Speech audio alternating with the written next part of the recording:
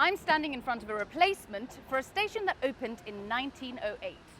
And it's got some sentimental value to me because it's right opposite my old place of work, Television Centre. A station that's been resited and brought to life in a modern style. We're at Wood Lane Station. Greetings, as they used to say on bread. Series 4, Episode 7 of the Hidden London Hangouts. My name's Alex, hello. Who'd have thought that an exhibition in London in 1908 would actually punctuate the opening of 2 tube stations? Well, it did. One was called White City, one was called Wood Lane. Today, we're going to tell you the story of them both. You need to be sober for this because it's quite a complicated story. And I'm so glad we have 3 amazing experts from the London Transport Museum, who also happen to be my lovely friends, who can guide us through this slightly complicated but highly interesting story. First of all, Expert-in-Chief Chris Nix from the London Transport Museum. It's slightly addled our brain today, hasn't it? Hello, Alex. Yes, I'm in a slightly giddy mood for this one, really. It's a very complicated story, but we will endeavour to make interesting and simple. But it was also a really great day out with you and City at our depot, in our art store, and at the site of the new Wood Lane station. So, yeah, all in all, really good fun. Looking forward to it. I've actually washed my hands since we went because I had paint under my nails. More on that a bit later on. Siddy was a cheeky little monkey as well that day, weren't you, Sids? As always, right? Really excited about this. Is this a complicated one for sure? Because it was a lot of chopping change and whatnot, but I am really excited. Plus, that area is about to become my new neighbourhood, and I'm very excited about that. Brilliant stuff. And because of where this is, you know, we're talking about Westfield Shopping Centre near White City. That's the sort of area we're looking at right now. And even I was working there around that time, and I saw how that area has changed. And Laura Hilton Brown, hello, darling. We have some amazing industrial architecture to look at today, as well as posters. In fact, all the things that always tickle your pickle. Yeah, I'm looking forward to that. I'm afraid I couldn't make the site visit. I think I was doing some little bit of behind the scenes work for some of our in-person tours coming up in October, November and December. So keep your eyes peeled for those.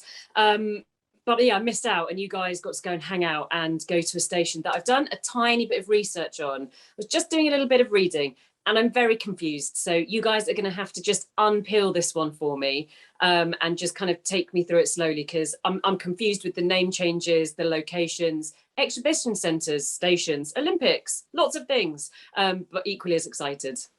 Yes, that's how many things of confusion there are today. It's like the blind leading the blind today, because we've had to work this one out. We've got this book. In fact, we've got umpteen books. I've got them all around me right now, that we have had to piece together this story before we could tell you. We think we've got it sorted in our heads. Chris, can I just put the spotlight on you for a moment and just give us a positive history of these 2 highly complicated tube stations? Well, we'll definitely give it a go. I've been trying to absorb all of the books that are up there before this one. So here we go. The story of the stations at Wood Lane all begins with the opening of the Franco-British exhibition in 1908. There was a reason to want to take lots of people to that location, and not one but 2 railways answered that call. So first of all, the Great Western and Metropolitan Railway, the bit that we now know as the Hammersmith and City Line, opened a station on the 1st of May of 1908 called Exhibition Station (brackets Wood Lane). And that had quite a complex history. It closed in 1914, reopened again in 1920 called White City, and closed again in 1959.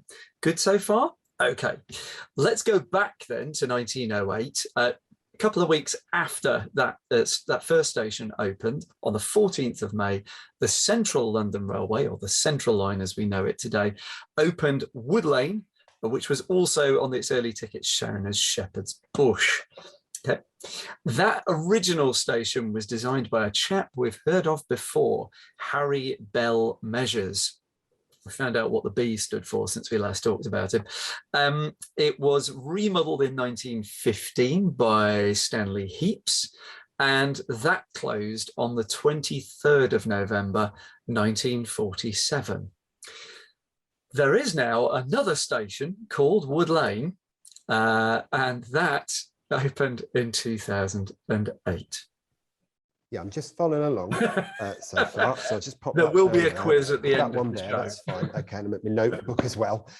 So far, so good, right? Yeah. Chris, share some photographs, could you? Just to sort of clarify this madness in black and white and sepia. Certainly. You've all done very well to get that. So Thank you, Mr. Grace. you are rewarded by the first photo, which is of that Great Western and Metropolitan Railway Station. And we see our usual riot, nay, orgy of signage. More is more. Did you say riot there? And orgy, yes. We're back to Saturday nights, aren't we? Great stuff. Riot orgy. Good. Anyway, we've said quite enough of that. Let's say riot again. That's amazing, Laura. Look at the number of signs. I mean, we've had this before, haven't we? Of stations of this sort of era. They didn't seem to have any problem bombarding our eyes with letters and words, did they?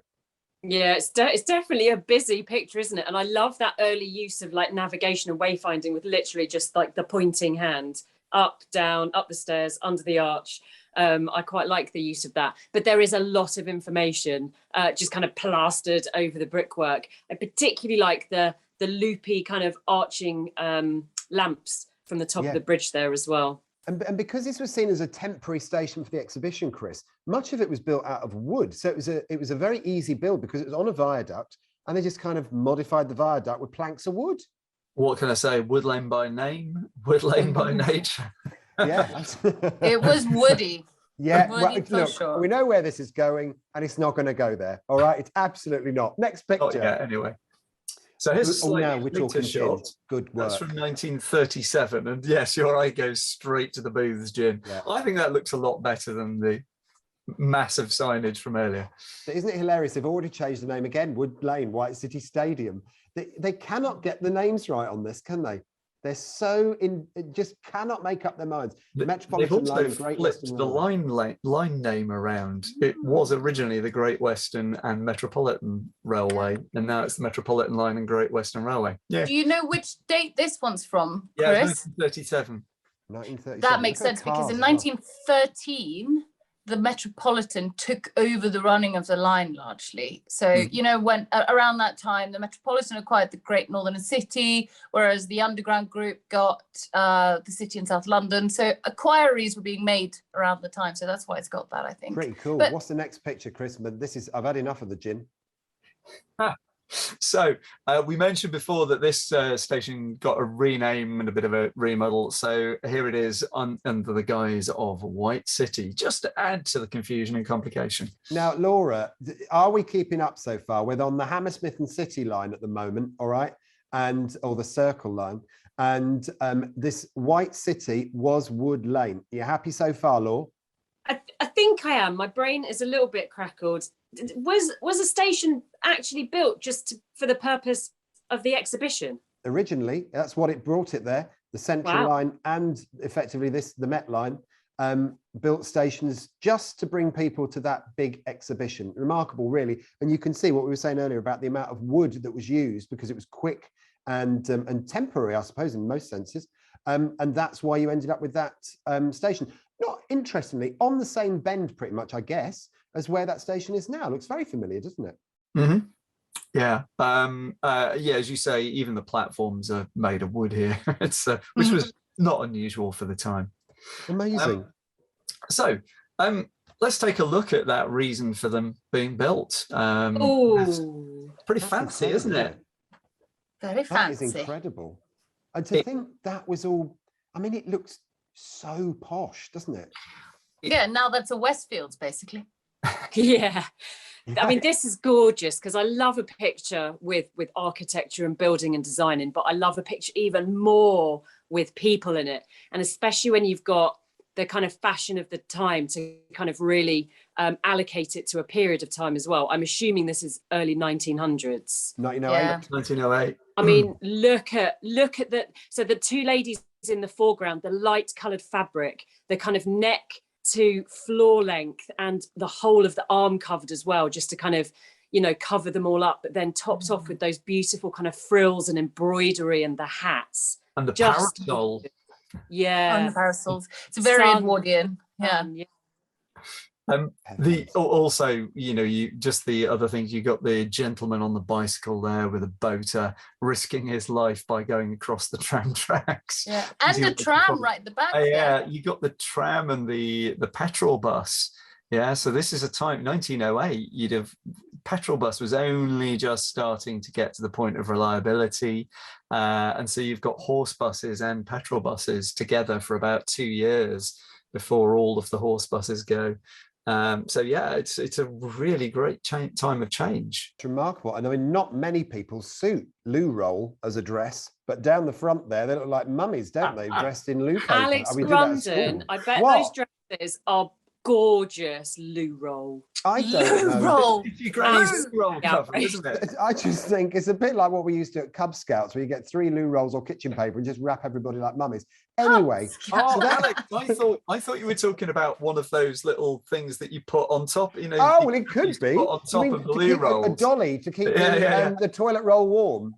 I love that. Before we my grandmother move had one of on, those. just note that ornate bridge on the right-hand side, because you're about to see it again in a photograph with the station, because the TLR station is just to the right out of shot in this postcard. This is the bit I love, because you're going to slowly see what we're talking about. This one is the Central Line, Wood Lane. Okay, so we've done the bit above, above ground. We're now going to the underground station, which was the Central London Railway, and it's very, very straightforward, isn't it, Siddy? That facade. Mm-hmm. It's as Chris said, Harry Bell measures. So, when we've talked about other stations on the Central Line, like Oxford Circus, Tottenham Court Road, Notting Hill Gate, all of them had that same architect. So really, it's just an extension of what they did there. And except it's got a few little kind of embroideries and whatnot. And I'm particularly looking at that beautiful mosaic underground that you see there, but we'll talk about that a little bit later. But yeah, single story, very simple. Of course, it's not very far below ground, so it doesn't have lifts or anything like that. Very understated station, I would say. And Harry B. Measures sounds like a grime artist, as now we are all 3 grime artists whenever we go to dirty old tube stations. Can I just say, he's got wicked mic technique. I've got a mate called Mike Technique. Lovely stuff. Mike Flex and adapter. Laura, just have a quick look at that mosaic underground sign. That is so stunning and so ornate.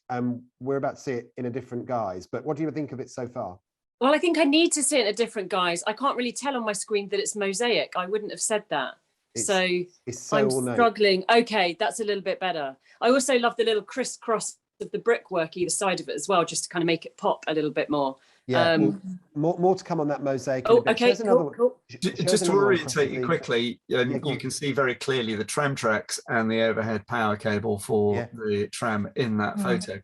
Less distinct, I think, in the next one, but there you go. You but look, two of the mosaics. It's funny, I'd not spotted that when we were looking at the other picture, but look, there's 2 mosaics either side of that, over the side of the bridge, and it is.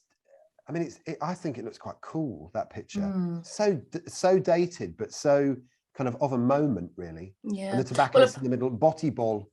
Is it Botti Ball? Botti Ball.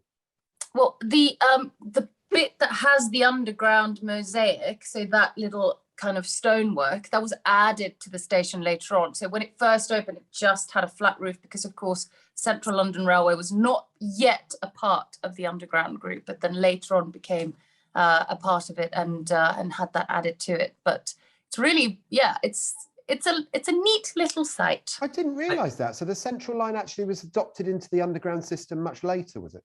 Oh, look at the 2 of them nodding. It's a shame we're not on full screen. Nodding away like little dogs. That was amazing. Have we got one more picture of this? Because only a more recent one. The thing I just wanted to point out here while we're still looking at this is the bit that says Wood Lane is tiled. So those are tile blocks with the individual letters and those black diamonds.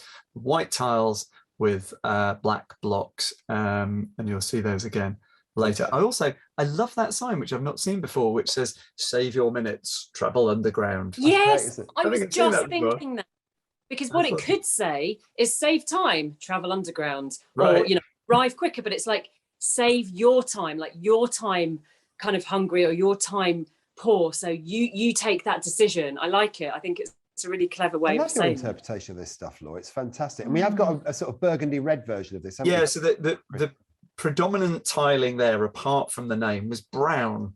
And you can see the original, it's quite a nice brown on the top, but it's been overpainted in that horrible sludgy brown down below. And this is after this, long after the station's closed, and it's been reused and has a dormer window shoved on top of the flat roof.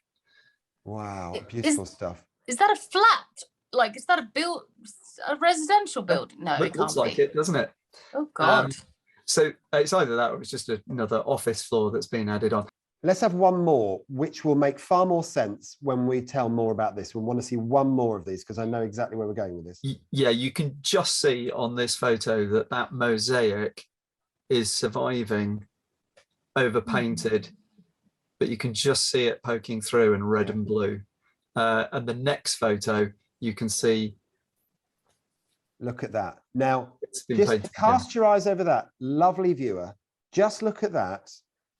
We then went to the Acton Museum Depot, the London Transport Museum Depot, and Siddy was wearing beautiful shoes and regretted it immediately when she realised where Chris was taking us.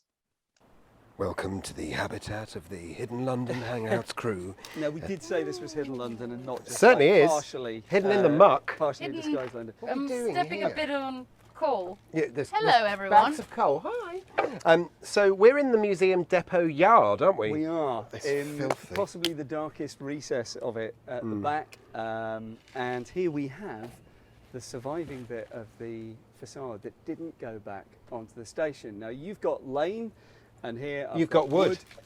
and and as you can Never see, before has anything been more timely than that. it was a tiled facade, so you've Yeah, got it's this beautiful. lovely white and black. And what have you got down your end, City, just off the edge? A lovely kind of brownish colour. So with all of this, this was a brown fronted building, right?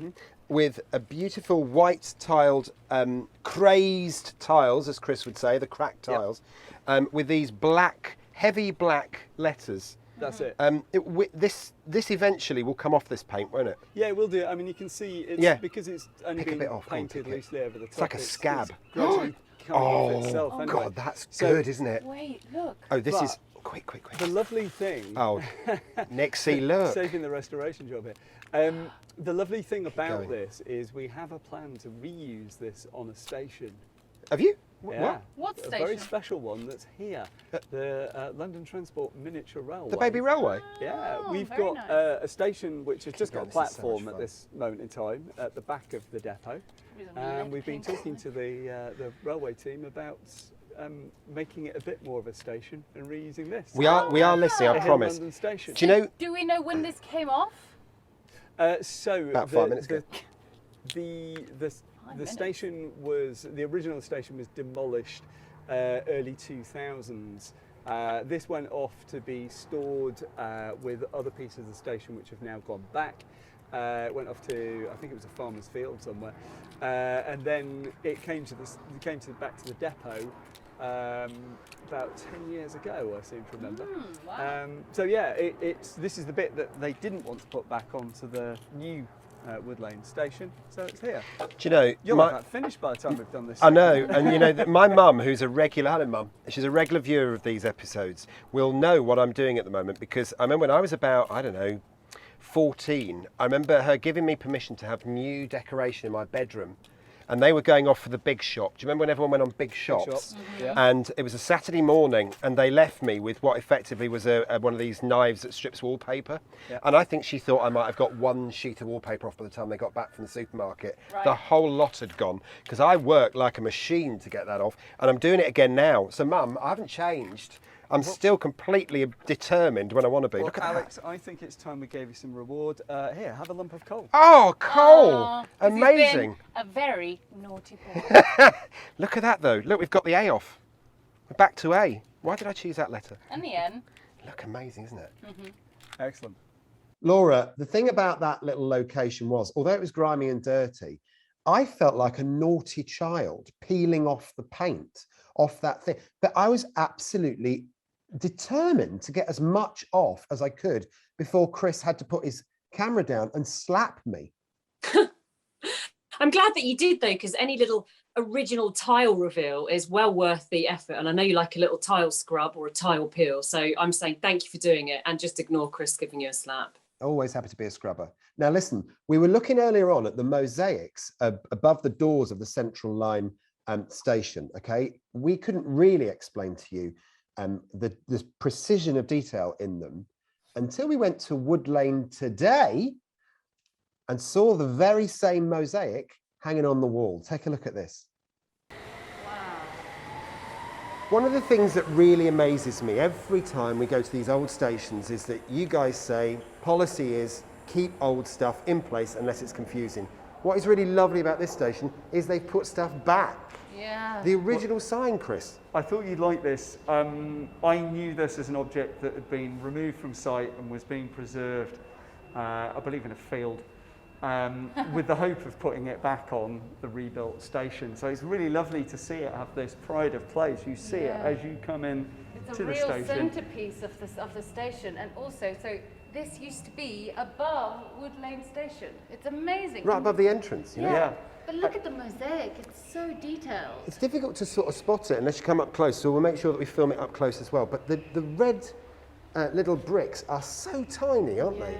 To make these kind of amazing circular, you know, these amazing circles within this picture. It looks amazing. It looks I so believe good. they're called tesserae, is the correct term for the You're so good. individual. He's so good at That's what I think so, he does. anyway. So good. What's interesting to me is the if you look at this, the G is slightly odd, isn't it? There isn't actually a kind of a tick on the on the base of the G, so it actually looks like it says undercrowned. But Going underground.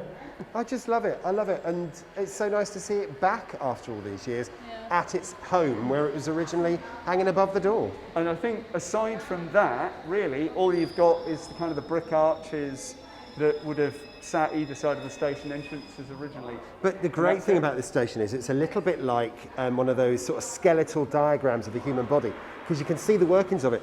The platforms above, literally above us, are being held in place by these enormous metal struts, just holding everything up. And I remember when this station wasn't even here, and it was just a viaduct. And when the station arrived, you just walked in and went, my God, you can see everything about this station. It was so vivid in its ability to show how it works. And the amazing thing really is that only just beneath our feet is the Central Line heading off that way. So White City's that way, and it heads off out beneath us. I just love it. And it's so interesting to see how this whole area has changed over the last 20 years. It's almost unrecognisable to be back. Now, I know you couldn't join us, Law, but actually that mosaic, an original, and it's now back in the brand new station. It's beautiful, and it's lovely that it's in situ as well. I mean, what a treat for your eyes if you're at that station that you get to kind of see that. And to be honest, I didn't know it was there, and that's the first time I've seen it, which is terrible. Probably shouldn't admit that, but it's beautiful, absolutely lovely. Gorgeous stuff. Now, if you'll follow me through the gate line, okay, we need to walk down the road because we're now going back into the Central Line station, okay? So we're leaving what is now the Hammersmith and City and Circle Line station, and we're going into what was the original Central Line station with some fabulous photographs. And these will blow your mind, actually. This one, Chris, the Central Line booking hall. And I mean, it just has this kind of basic style to it, but it's quite cool at the same time, isn't it? I love your segue there. That was very through the keyhole. Through the gate line. Follow me through the key. I didn't realise you could do Lloyd Grossman so well. So you've got here a look of a station which we've seen this kind of vernacular many times before in the stations, the early part of the Underground's history. Heavy, dark wood, you know, really high quality teak or mahogany tiling, and this early but very clear signage. So we can see the beginnings of a Mexican arrow there. We've got the big U, big D on the Underground sign there. So yeah, very familiar. Even a bit of inlaid mosaic on the floor in the foreground though, if you look closely. Yeah. Yeah, that is nice. Very, very nice. What else we got? Well, aside from, I think there might even be a chocolate bar machine there as well, which is always one of our touchstones. If we head out onto the platform, we can see just what a vicious curve of a loop this was built on. Now, this is called the Caxton curve, isn't it? And to a certain extent, we still travel on a part of the Caxton curve when we head up towards White City. If you're on the Central Line now, and you come out of Shepherd's Bush, you'll notice the train does a lot of kind of manoeuvring and weaving, and that's round White City Depot, isn't it, Chris? And then it comes into the Caxton curve. Yeah, it's a really vicious curve. The CLR was not afraid of a curve. You think about all of those other stations built beneath twisty roads. They've got things like Bank with a really vicious curve, and really needs that mind the gap. Now, speaking of that mind the gap, a couple of weeks back, we were at Embankment, which of course another station which used that trick of building a station on the loop that does the reverse to bring back. So it's all linked. It is, isn't it? And you know, it's quite sort of austere, but at the same time, it's fascinating. There's a thing about the platforms here as well, isn't there? At Wood Lane Central Line, there's a quirk to them, isn't there, Chris? Yeah, more wood involved in this. What is there really? Because it's such a vicious curve, other end of the platform, you have this, which I'm not sure if there was another one built, but it's an articulated platform. And here you can see it in position 2, which is with it swung out. And that was if a train was coming on the track nearest to us on those points, and it meant that it closed this terrifying gap between the train and the platform. So it did actually move. It was like a swing bridge. Yep, and that's Wow. it stowed in position 1. That is, I mean, honestly, looking at that as if that would ever happen now. Could you imagine? Oh, I don't think you'll be doing that. It's great, Amazing isn't it? stuff. Add it to the list of mad things that we have covered on the Hangouts. Yeah, what do you think of that, Laura? I mean, in terms of the look of it, it looks terrifying, doesn't it? I'm still not sure I quite understand like how it works. Like, do you manually physically have to move that? It was powered, I believe. Right. And it's basically if it weren't stowed back out of the way now, if a train came around that curve on the right hand set of tracks, it would have struck the platform. And if it came around on the other set, then there'd be an enormous gap on the last set of doors. Oh yeah, step onto the tracks as you get off the train. A huge hole. How that you just bizarre. fall Yeah, down. so it's basically a way of plugging the hole, Laura. Okie doke. Well, that's all good then. Yeah. And what else, Chris? Well, City did a cracking job on researching images this week on the IMS, our information management system, and discovered that we have an image of the neighbouring depot. Wowzers. Now that that's all gone, isn't there? That's all been demolished, and that's now the Westfield Shopping Centre. To give you an idea of where we are, is that right, Sid? Yeah, that's it. Although there are these two great big brick buildings right next to, sort of nestled into, there they are, into kind of the corner of Westfields, and that's the old Central London Railway powerhouse that has now been converted into a bus shed, I believe. But isn't that amazing? It's got exactly that sort of style of, you know, Battersea Power Station. Or It's gorgeous. I mean, Laura, I said to you earlier at the beginning of the episode that there is this industrial architecture. It's so of the moment, isn't it? And it's so nice that they've managed to keep these. It is, and I was just looking at the map, the tube railway map at the bottom. What's post office now? Chancery Lane. Yeah. No, joke. That's post on, office British is St Museum. Paul's. Sorry. Ah, Paul's. gotcha. Okay. It is lovely, that map, isn't it, Laura? Because it shows you Wood Lane was at one end of the line and Bank was at the other, and that was the extent of the CLR. You've also got British Museum lurking in there, which of course closed when Holborn incorporated the Central Line as well. So this is before any of the extensions are built. It's so fascinating how life Great has find changed, for isn't it? City, this one. Really great. Because Holborn was on the Pick, wasn't it? Holborn was on the Piccadilly line, and then they opened a Central Line station there later. Yeah. It's so fascinating how London has grown over time. It's so cool, so cool. Any more? Because we also have some very, very special photographs as well, don't we? Now, this photo is courtesy of Nick Catford, who very, very kindly gave the museum access to his photos of disused stations a number of years ago. So big thanks to Nick. Nick did a lot of exploration of disused stations back in the 70s, 80s, 90s, and beyond with Subterranea Britannica. So he's a good friend to the museum, and we're indebted for access to these photos that really give us a snapshot back that's now gone. This is from the early 80s, this photo. This is amazing, isn't it? So this is what was Wood Lane Central Line. And for a long time, and I worked at White City for, oh crikey, since 1999. And for a long time, when you were leaving White City as it is now to go into town, you'd go through that old station. You could see the remnants of the tile works, not there anymore, but you could see it all. These photos were all shot in the early 1980s when it was effectively derelict, but hadn't been demolished. So a really, really great snapshot. Show us more of these because they're gorgeous. Lord, watch for the tiles. Well, speaking of, as I was before, of embankments, take a look at these tiles and tell me what they remind you. Laura? Look at that. Look at the colour. So this looks like the passageway at Embankment, or they're very similar. Yeah. Almost identical, I would say. Yeah. The tiles are grubby, but if we just push on to the next shot, which has a close up of some posters, I think those do have a pinkish tinge to them. And those tiles, the way that they're laid in alternate groups of two in between those border tiles, does look the same, doesn't it? Woman to woman. Yeah, woman to woman.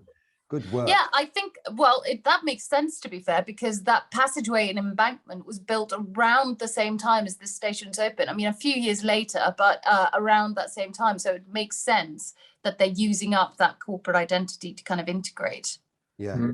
And there's a poster as well, isn't there, Chris? There's a beautiful poster example that we've got.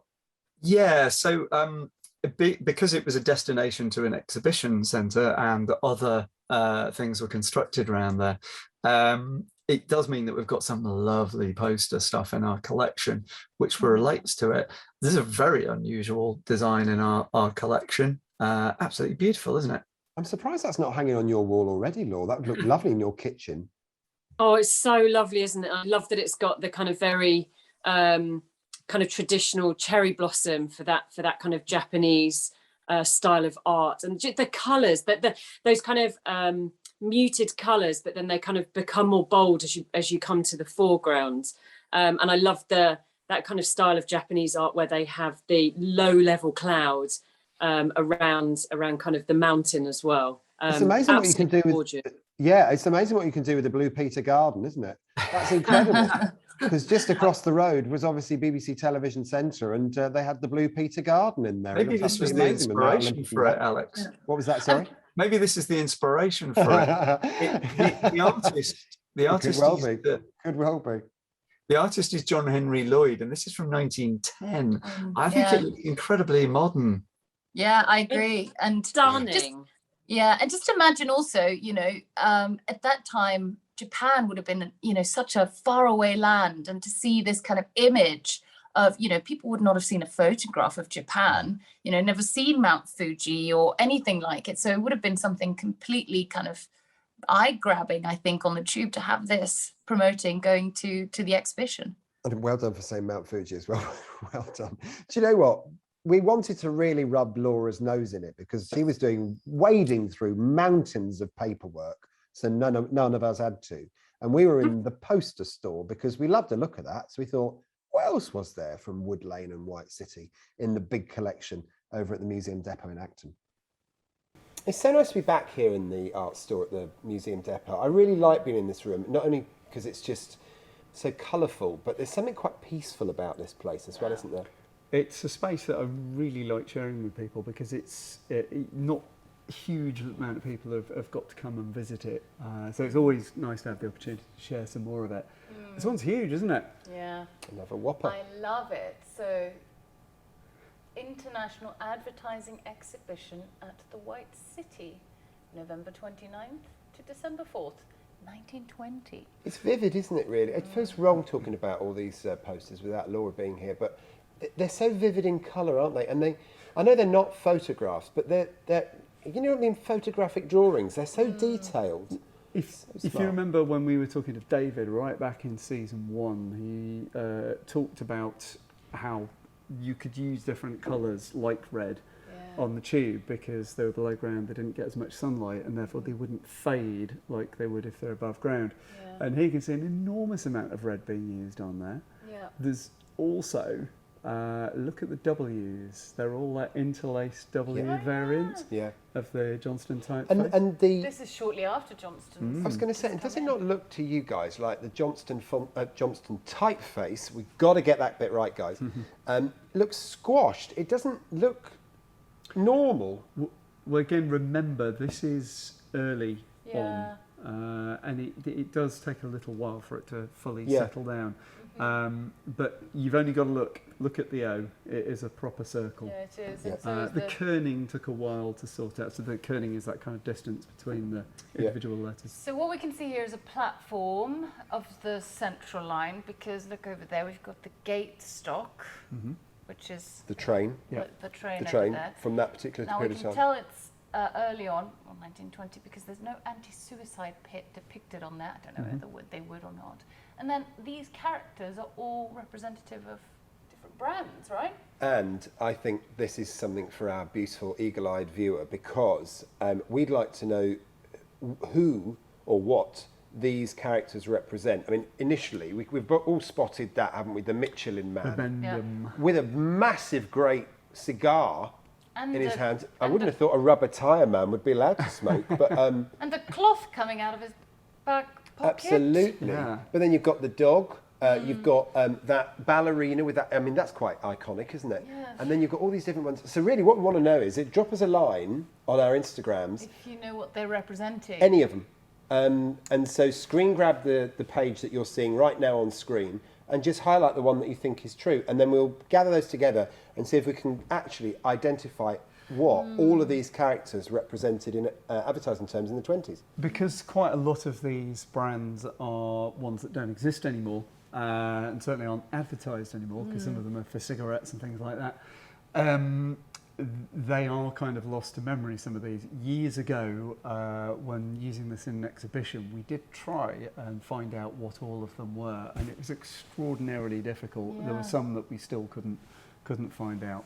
Well, I had a theory earlier that maybe the posters in the background were representing some of the characters here, but it doesn't quite fit. I mean, Buchanan's over there, you've got a rider, and there you have got a rider, so that looks a bit similar. Am I thinking, I am I think right in they're all thinking different brands. Are is they? that Yeah. the guy with the white trousers and the red jacket? Is that Bonds of London, a sweet company? There's a bit of me that wants. So, well, look, you will know. You will do the work for us, and you'll tell us who these people are. But a beautiful poster in a beautiful room, and another little example of what Wood Lane was to London. Do you know? I love this place because even on a hot day, it's cool in here. This is what I love about it. And this is your little artefact, isn't it? The one you wanted to show us all. Some would say that the quickest way to the dogs is watching the Hangouts, but yeah. there we go. There's a little doggy corner. We've got Kennel Club there, Oh, I love pups. and we've got the greyhound with the roundel here. Wait, so why was it the quickest? Was there like a racing ground or Oh something? yeah, Oh, yeah, really? Wood Lane, and of course QPR's football ground. So there's a lot of reasons to go to Wood Lane, really, wasn't there? And White City, latterly. And I like the curiosity of this, where you've got literally a dog that's got the roundel as its head. Well, Yes, but is it just me, or is it slightly unfortunate that you chose to sign it just there? I remember Is it the first steaming? time I saw this from a distance, the sort of So the it's like angle a of the poo. dog. A massive grate. Thanks for spelling that out. Thank Massive you, great yeah. signature there, Yeah. But it's steaming away. what it's simplifying, fellas, if you will allow me, a greyhound's very fast. It's another way she tries to claim the high ground. But also, the underground was very fast. So that's why the underground is the head of the greyhound, which is very fast. Obviously, the quickest way to the docks. Thank you very much. Laura Hilton Brown there, giving us, where are you, Laura? But yeah, it's lovely. And I like the simplicity of it. I mean, I'm sure Laura would say a million different things, which she will in a moment. But I do like the fact that the artwork was used in this kind of playful way on the tube way back when. 15th of August 1927. And it's another example of how the tube is using posters to market, to get people to go to wherever, as long as they're buying a ticket on the tube and raising revenue. This is just one of a whole slew of posters that we've got that advertise sporting events. But actually, guys, this isn't the first time this is featured on a Hidden London Hangout. I think in a previous episode, it was in an old photo of a station that we were covering, and now I can't remember which station. And the thing is, the comedy of all this was before that thing started recording us, we were having this discussion, weren't we? And in the end, it was like, we're not going to talk about this anymore. We're not. But I do love it. And this, I have to say, now, Siddy, you won't remember this because you're young and beautiful. However, Chris might. Do you remember Pigeon Street? Oh, yes. On telly. Yeah. Do you remember Mr. McAdoo, the man who ran the pet shop? I think he used to sell dogs like that. Do you reckon that's where they've got it from? Isn't that supposed to be like a Scottish Terrier or something? Well, I don't know, but I just love that little hark back to my childhood there. I love it. I just love it. I love the artwork in here. You know, we said this before. Whenever we come into the art department, there's something really beautiful about the colours and the typefaces that are used, but also almost the playfulness of artwork. It's not boring art. It's fun. Are you just thinking the same thing that I am? Which station is this? Addison Mr. Road. Brandon? Oh, Addison Road. is it Earl's Court or something like that? No. Close but no Yeah, cigar. it's one of those round there, and I'm trying to think. It's not Olympia or something like that, is it? Correct. Yeah, I knew it was one of those round there. And I thought, Kensington "Whoa." Olympia. Yeah, Addison Addison Road. Road. How cool is that? So that would have been for Olympia's the kennel, the dog show. Crufts was at Olympia. There you are. How cool is that? There you go. We even teach you something here as well. Now, I'm really sorry, Laura, you couldn't join us for that, but we had to show you this because we've set a challenge to you, to how many of these amazing characters in this poster can you recognise? And if you can, drop us a message on Instagram, let us know, and we'll try and piece this together. But Laura, you reckon you might be able to identify one or two of these, don't you? Well, I love this poster because it's very colourful and it's very playful. And there are a lot of characters in here. So you have the Kodak lady, Kodak girl. She obviously has the camera and that really, really iconic stripy dress that you see in so many of their adverts and their images. The Michelin Man. Yeah. Yes, we got that one. Yeah. I think you've got the is it Fisherman's Friend with the gentleman with the magnificent beard? Fisherman's Friend. Yeah, that's what I thought. Fisherman's Friend. That's good. Yes, excellent. I want the spinning top lady to be something, but I'm not sure who that is or what I wondered if it was MB Games. Oh. You know, well, I don't know. This is the problem. You know, a lot of this is supposition and hope. It sounds like a story of my life. But anyway, if you can identify any of these or some of these, then drop us a message and we'll try and piece this together in the coming episodes because it's a really beautiful piece of art, really. Thank you, team, for making some small amount of sense of two deeply complicated stations. Unbelievable stuff. Notes, queries and questions. If you're new to this, at the end of every episode, we offer a chance to answer your questions or even just read out your comments about episodes. And looking at the Embankment episode from a few weeks ago, Richard Jenkins says, sorry to have missed the live premiere of this, but I loved the episode. Embankment was my commuting destination for a couple of years in the mid-90s when I was a barman on the Tattershall Castle, the floating pub. Oh, wow. So I knew that station well. Of course, I didn't get to see all the cool stuff behind the scenes, but there's so much history lying in plain sight, especially with those 1959 and 1962 tube trains on the Northern Line. You know your stuff, don't you? And the old wooden escalators running to and from the Northern Line platforms. Embankment must have been one of the last, if not the last station to have wooden escalators. I don't know that, actually. Wonder which one had the last of the wooden ones. Wood Green is somewhere on the Central Line was the last one to have a functional wooden escalator, and it's temporarily gone out of my head, I'm afraid. But interestingly, when we talk about wooden escalators, of course, after the King's Crossfire, there were so many modifications made to those wooden escalators. They weren't really that wooden anymore. A lot of the skirting boards were replaced with aluminium and all sorts of things to make them nice and safe. So although they looked wooden with the treads, they weren't actually that wooden in the end. Right. Craving says, for goodness sake, could you just paint the station walls? I love that. No, we like them like that. Right. Okay. Chianthus Blue, what a great name. Says, delighted to have found this channel after enjoying Secrets of the London Underground show. Particularly love the shaded green tiles, but not the dreadful modern stuff that replaced it. Far too yellow and stuck out like a sore thumb. Well, you can't please them all, can you?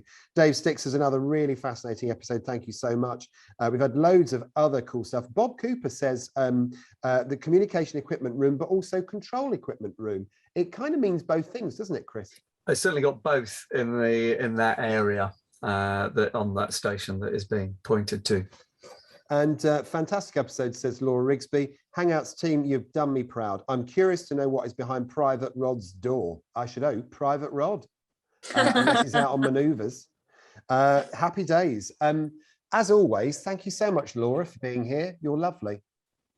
No, thank you for kind of helping unravel that. I think my brain is slowly kind of, getting my head around it. I mean, you know me, even if I'm on site somewhere and actually physically walking it in the space, I still have to kind of absorb it for a while before I know where I am and what I'm doing.